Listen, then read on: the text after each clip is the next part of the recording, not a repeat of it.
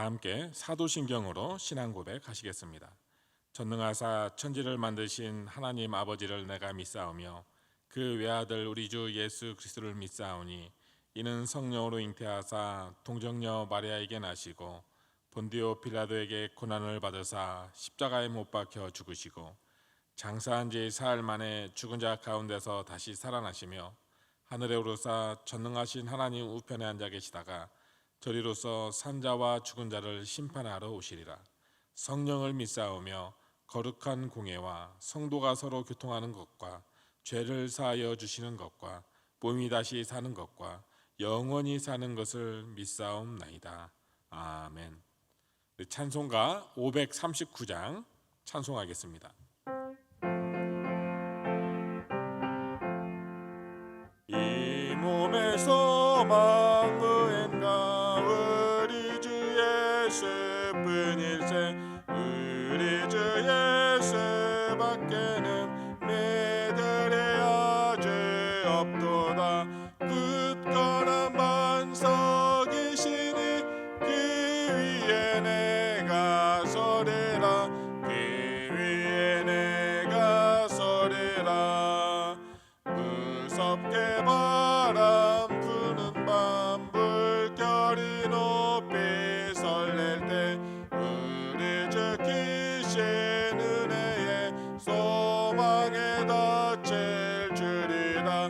굳건한 반석이시니 그 위에 내가 서리라 그 위에 내가 서리라.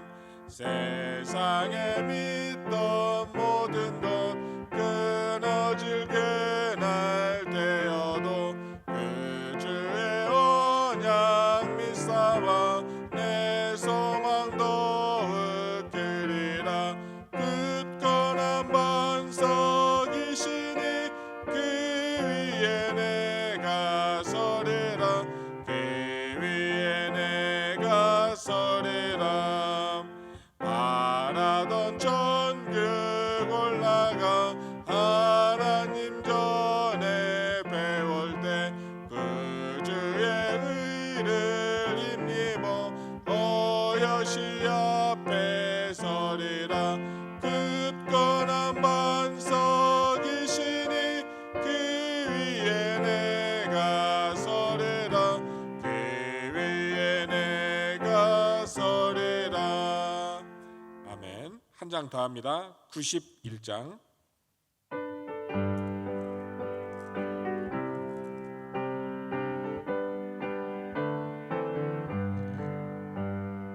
슬픈 마음 있는 사람 예수 이름 믿으면 영원토록 변함없는 기쁜 마음 얻으리.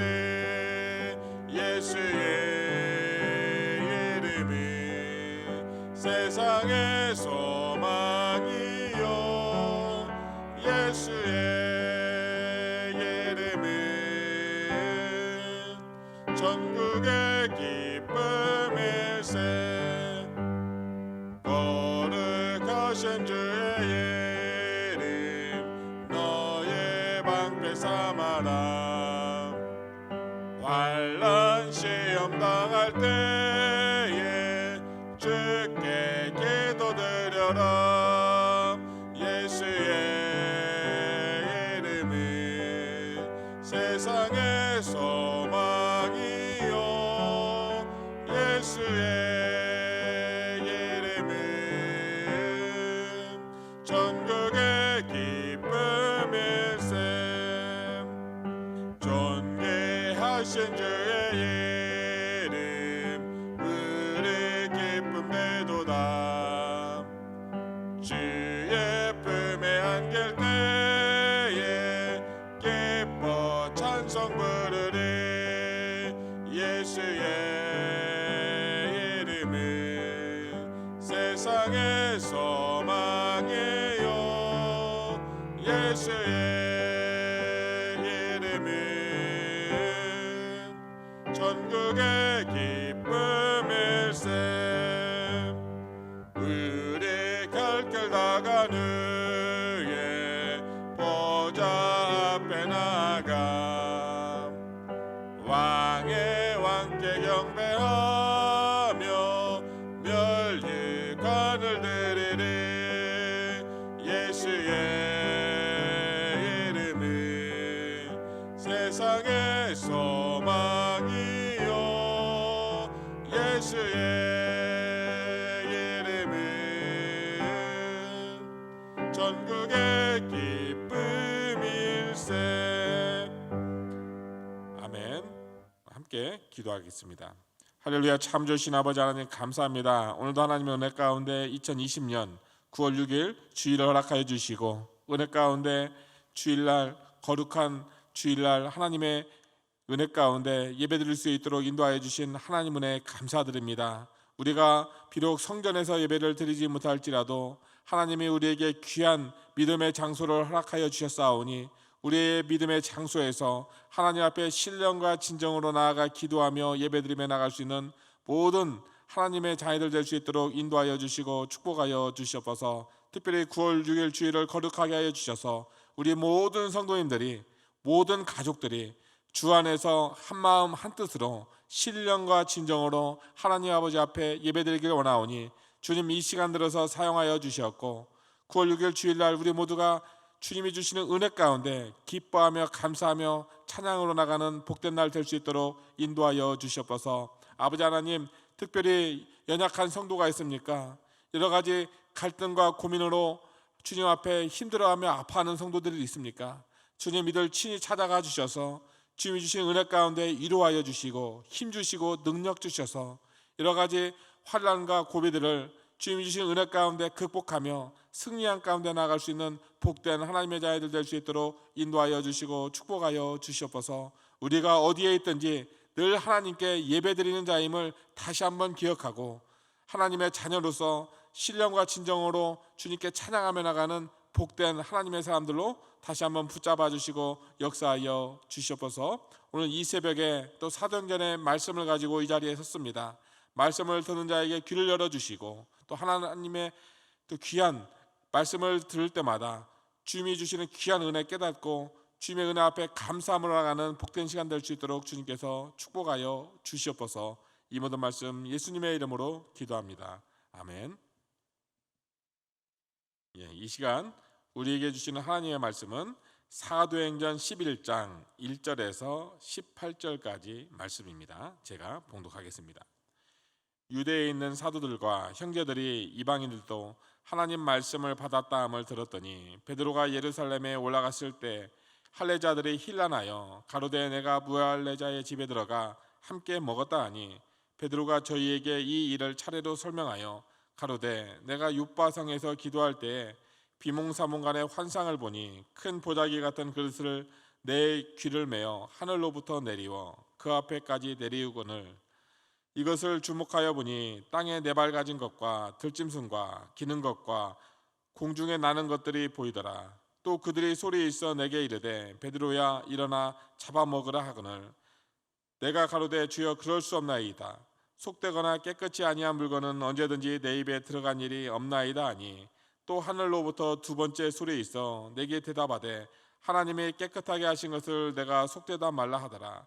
이런 일이 3번 있은 후에 모든 것이 다시 하늘로 끌려 올라가더라. 마침 세 사람이 내 우고한 집에 섰으니 가이사랴에서 내게로 보낸 사람이라.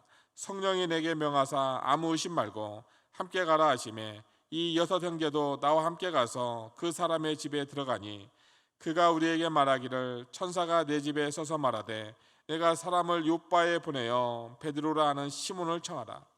그가 너와 내 온 집에 구원을 얻을 말씀을 내게 이르리라 함을 보았다 하거늘 내가 말을 시작할 때 성령이 저희에게 임하시기를 처음 우리에게 하신 것과 같이 하는지라. 내가 주의 말씀에 유하는 물로 세례를 주었으나 너희는 성령으로 세례받으리라 하신 것이 생각나노라. 그런즉 하나님이 우리가 주 예수 그리스도를 믿을 때에 주신 것과 같은 선물을 저희에게도 주셨으니 내가 누구간데 하나님을 능히 맡겠느냐 하더라. 저희가 이 말을 듣고 잠잠하여 하나님께 영광을 돌려 가로되 그러면 하나님께서 이방인에게도 생명 얻는 회개를 주셨도다 하니라. 아멘. 오늘 오늘 이방인도 구원받을 수 있다, 이 제목으로 말씀을 전하겠습니다. 이방인들도 구원을 받을 수 있는가? 이것이 바로 그 초대교회 교인들, 특별히 할례를 받은 유대인으로서 그리스도인이 된 그들에게 굉장히 중요한 그 문제였습니다. 왜냐하면 유대인들은 예수를 메시아로 영접은 했지만 아직 구약의 전통과 율법 가운데 살고 있었기 때문에 그렇습니다. 그렇기 때문에 이방인들에게 구원과 성령의 임했다는 사실을 도저히 받아들일 수가 없었습니다. 이것은 아주 큰 충격이었습니다. 이 유대인들은 베드로가 고넬료의 집에 들어가서 이방인들과 식사를 하고 교제를 하고 그들에게 세례를 주었다는 소식을 들었을 때 분개할 수밖에 없었습니다. 아무리 베드로지만 어떻게 구약의 전통과 하나님의 율법을 그렇게 무시할 수 있는가라고 생각을 했습니다. 그래서 그들은 베드로를 공격하고 질책하기 위해서 준비를 하고 있었습니다. 이 내용이 1절에서 3절까지 내용입니다. 제가 읽겠습니다. 유대에 있는 사도들과 형제들이 이방인들도 하나님 말씀을 받았다함을 들었더니 베드로가 예루살렘에 올라갔을 때 할례자들이 힐난하여 가로되 내가 무할례자의 집에 들어가 함께 먹었다 하니, 이 사람들의 비판은 이방인의 집에 들어간 것과 거기에서 설교에 관한 것도 있겠지만 그 요지는 율법을 무시하고 이방인들과 함께 식사를 했다는 데 있습니다. 이러한 비판과 그들의 갈등은 그 베드로 자신이 얼마 전에 가지고 있었던 갈등이기도 합니다. 베드로가 기도하던 중에 환상이 나타났는데 구약에서 먹지 말라고 했던 더럽고 불결한 그 짐승들과 곤충들과 새들을 보여주면서 하나님께서 그것을 잡아 먹으라 말씀을 하셨습니다. 이 얼마나 기가 막힌 일입니까?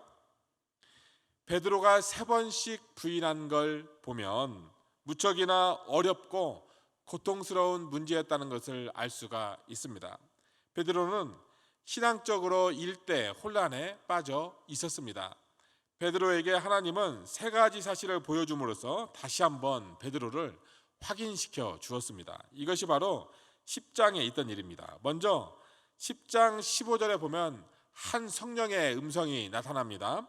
베드로가 보자기 큰 그릇 안에 있는 더럽고 불결한 짐승을 잡아먹을 수 없다고 하나님께 항변했을 때 들린 음성입니다. 10장 15절이죠. 또 두 번째 소리 있으되 하나님께서 깨끗게 하신 것을 네가 속되다 하지 말라 하더라. 분명히 더럽습니다. 불결합니다. 그러나 하나님이 깨끗게 하셨다는 것입니다.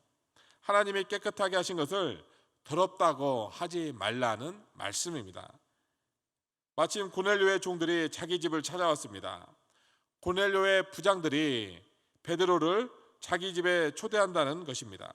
그 순간 베드로는 갈등이 생겼습니다. 갈 것인가 말 것인가. 베드로도 그런 갈등을 참으로 많이 합니다. 이렇게 갈팡질팡하고 있는 베드로에게 또 성령님의 음성이 들립니다. 10장 20절이죠. 일어나 내려가 의심치 말고 함께 가라. 내가 저희를 보내었느니라. 베드로는 이 성령의 음성을 듣고 고넬료를 만나러 그 종들을 따라갑니다. 그리고 고넬료의 집에 들어가서 그들의 간증을 듣게 됩니다. 즉 하나님이 고넬료에게 천사를 보내요. 하나님이 그의 기도와 구제를 받으셨고 지금 베드로한테 종을 보내요. 초청까지 하라는 말입니다. 이때 베드로가 또 한 번 놀라게 됩니다. 그리고 그의 깨달은 바를 다음과 같이 고백합니다. 10장 34절 35절입니다. 베드로가 입을 열어 가로되 내가 참으로 하나님은 사람의 외모를 취하지 아니하시고 각 나라 중 하나님을 경외하며 의를 행하는 사람은 하나님이 받으시는 줄 깨달았도다. 베드로는 드디어 변하기 시작합니다. 이런 과정을 통해서 우리는 2가지 사실을 배우게 됩니다. 첫째는 하나님의 생각은 사람의 생각과 다를 수 있다는 것입니다. 이사야 55장 8절 9절에 보면 여호와의 말씀에 내 생각은 너희 생각과 다르며 내 길은 너희 길과 달라서 하늘이 땅에서 높음 같이 내 길은 너희 길보다 높으며 내 생각은 너희보다 높으니라. 일반적으로 사람들은 자기가 경험한 것이 옳다 보이고 자기가 생각한 것이 일리가 있고 또 전통적이고 성경적이라고 생각할 수 있습니다. 특별히 예수를 오래 믿은 사람들은 교회에 대해서 또 관심이 많은 사람들, 그리고 성경 공부를 많이 했다는 사람들이 더욱 그렇습니다. 그래서 우리는 하나님 앞에 나아갈 때마다 겸손과 온유가 필요합니다. 성경을 읽을수록 내가 과거에 가졌던 생각으로부터 벗어날 필요가 있습니다. 특별히 성경을 읽으면서 하나님을 경험하면 내가 얼마나 미련하고 생각이 짧았던지 다시 한번 반성해 볼 수가 있는 것입니다. 이런 의미에서 성경은 놀라운 하나님의 말씀입니다. 자기가 틀렸다고 생각됐을 때 우리는 방향을 바꾸고 회개해야 합니다. 이스라엘을 선택한 하나님의 뜻은 이스라엘을 구원하기 위함이 아니었습니다. 그러나 구약의 이스라엘의 사람들은 자신들이 선택받았다는 그 기쁨과 자만심 때문에 하나님은 자신들을 위한 하나님이라고 생각을 했던 것입니다. 이스라엘의 구원은 이스라엘만을 위한 것이 아닙니다. 이방인들을 위한 것이었습니다. 그래서 이스라엘을 선택했습니다. 그러나 놀랍게도 지금 이스라엘은 이방인이 지금 예수 믿는다는 사실, 구원받았다는 사실, 성령 받았다는 그 사실 앞에서 도저히 마음의 문을 열 수가 없었습니다. 생각해 보십시오. 이스라엘이 하나님의 선택을 받기 전에는 어떤 민족이었습니까? 그들도 이방인이었습니다. 여러분, 아브라함을 생각해 보십시오. 아브라함이 하나님의 부르심을 받아서 믿음의 조상이 되었는데 그 전에는 어떤 사람이었습니까? 메소포타미아 갈대아 우르에 사는 한 이방 민족이었습니다. 하나님과 아무 상관이 없는 사람이었는데 하나님의 그를 불러서 허물을 벗겨주시고 믿음을 주셔서 믿음의 조상으로 만들어 주었던 것입니다. 아브라함이 태어날 때부터 하나님의 선택받은 백성이 아니었다는 뜻입니다. 그는 갈대아 우르에 살았던 이방인이고 우상을 섬기는 사람이었습니다. 하나님이 여러 이방인들 중에 그를 불러서 뽑아 주었습니다. 이것이 은혜 아닙니까? 여러분, 언제 예수님을 믿게 되었습니까? 구원받게 된 것이 은혜가 아닙니까? 그런데 우리는 너무 일이 많고 또 너무 말이 많고 우리 각자는 주장이 많습니다. 이것이 바로 이스라엘입니다. 하나님이 그들을 선민으로 뽑아주시고 아브라함을 믿음의 조상으로 만들어주신 은혜를 모르고 나만이 이스라엘 백성이요 하나님의 택한 백성이라는 자만심을 가지고 살았습니다. 11장 4절에 베드로가 저희에게 이 일을 차례로 설명하여, 베드로는 자신을 비판하는 사람들 또 다른 사도들과 제자들에게 어떻게 반응을 했습니까? 베드로가 신경기를 냈습니까? 감정적인 표현을 했습니까? 베드로는 차근차근 아주 자세하게 성령께서 역사하셨던 일까지 설명을 해 주었습니다. 이런 경우에는 인내가 필요합니다. 또 친절하고 온유한 그 태도가 필요합니다. 이것이 복음을 깨닫지 못한 자들에 대한 우리들의 영적인 태도입니다. 그들은 아직도 눈을 뜨지 않았기 때문에, 어둠 속에 있었기 때문에 하나님의 마음과 뜻을 전혀 모르고 있었습니다. 그렇기 때문에 정서적으로 영적으로 아주 혼돈 가운데 있었습니다. 베드로는 화를 내거나 조급해하지 않고 자기가 겪었던 일들을 두 가지로 설명을 합니다. 첫째는 5절에서 10절까지 내용인데 그것은 그가 본 환상에 대한 내용입니다. 베드로가 정오에 기도하고 있을 때 갑자기 환상이 나타났습니다. 비몽사몽간에 보자기 같은 그릇이 자기 앞에 내려왔는데 그 안에 불결한 짐승들이 있습니다. 그리고 성령의 음성이 들립니다. 그것을 잡아 먹으라. 베드로는 8절에서 주여 그럴 수 없나이다.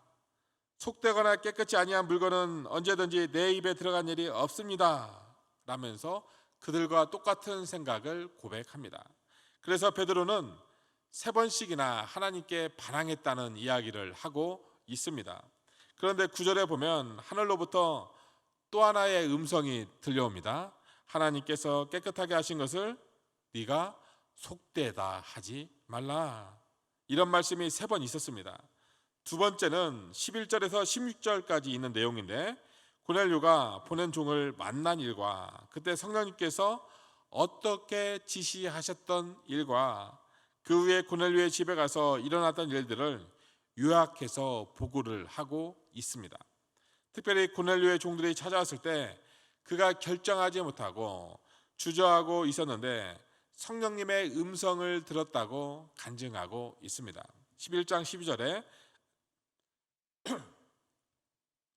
성령이 내게 명하사 아무 의심 말고 함께 가라 하시매 이 6 형제도 나와 함께 가서 그 사람의 집에 들어가니,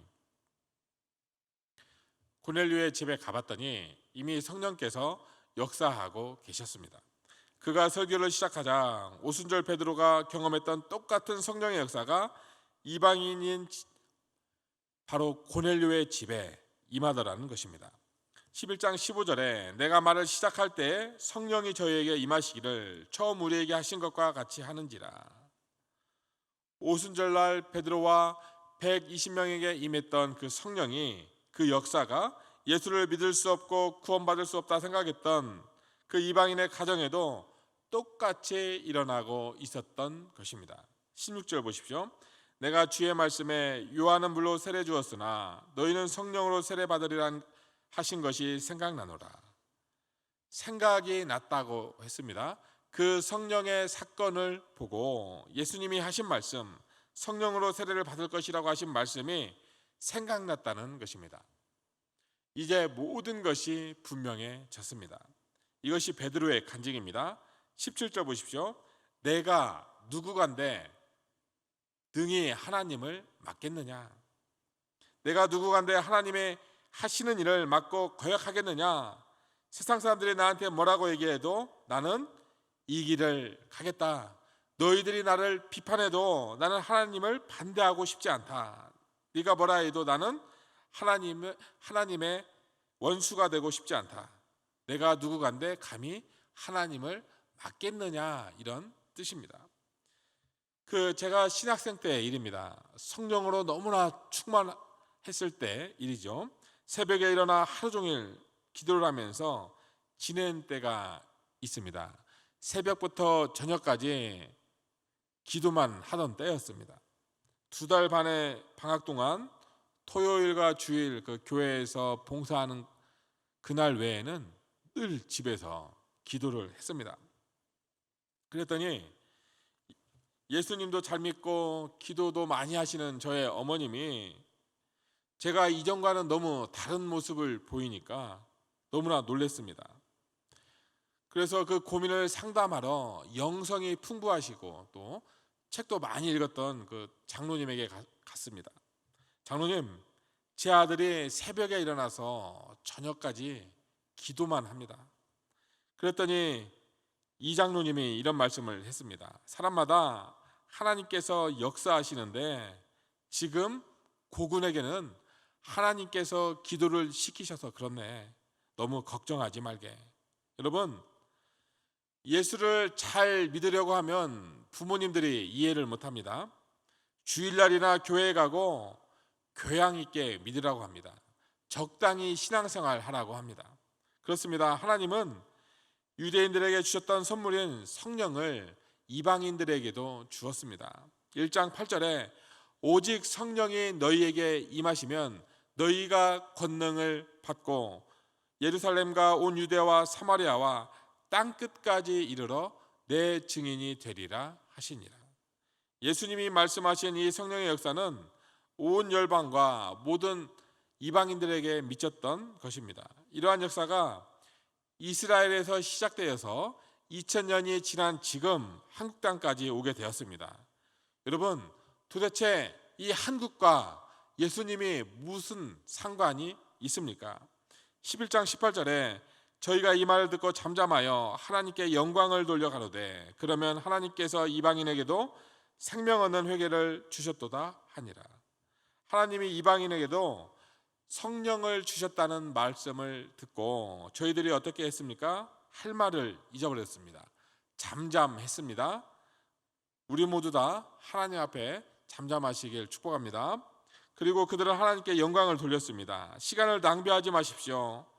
하나님이 우리에게 그 무엇과도 바꿀 수 없는 시간을 주셨습니다. 건강을 주셨습니다. 능력을 주셨습니다. 그래서 우리가 무기력함에 빠져 있을 시간이 도대체 어디에 있습니까? 우리는 하나님의 부름받은 백성입니다. 군사입니다. 우리는 영광스럽게 시간을 써야 합니다. 주어진 능력과 기회들을 활용해야 합니다. 하나님께 영광을 돌려야 합니다. 사랑하는 사람들이지 우리가 사람들을 미워할 시간이 없습니다. 복음을 가진 자들은 복음을 전하기 위해서 시간을 써야 합니다. 마지막에 그들의 간증은 이것입니다. 하나님께서 이방인들에게 생명을 얻는 회개를 주셨다는 것입니다. 그래서 오늘 말씀의 핵심은 하나님께서 이방인들을 구원하셨다는 것입니다. 우리에게 사명이 있습니다. 계속해서 이방인들과 아직도 복음을 모르는 자들을 전도해야 하는 사명이 있습니다. 그 당시 유대인들에게 이방인을 향한 부담이 있었던 것처럼 우리도 복음을 모르는 자들을 향한 영적 부담감이 있어야 합니다. 오늘도 주님께 돌아오는 백성이 많아지는 구원의 날이요 전도의 날 되도록 기도하시는 존귀한 하나님의 자녀들 되시기를 주님의 이름으로 축복합니다. 기도하겠습니다. 하나님 아버지 감사합니다. 때를 얻든 못 얻든 주의 말씀을 전하며 하나님 앞에 신령과 진정으로 예배드리는 존귀한 하나님의 자녀들 될 수 있도록 인도하여 주시고 역사하여 주시옵소서. 감사드리며 이 모든 말씀 예수님의 이름으로 기도합니다. 아멘. 지금은 우리 주 예수 그리스도의 은혜와 변함없는 하나님의 사랑과 성령의 역사하시고 교통하심이 이 시간 온라인 예배로 모인 모든 성도님과 전 세계 하나님의 백성들 위해 함께 하시기를 간절히 축원 기도드리옵나이다. 아멘. 우리 이 시간 거룩한 주일날 하나님 앞에 신령과 진정으로 예배드리는 날 될 수 있도록 우리 다 함께 두 손 올리고 주여 세 번 외치고 간절히 기도하는 시간 갖도록 하겠습니다. 주여 주여 주여.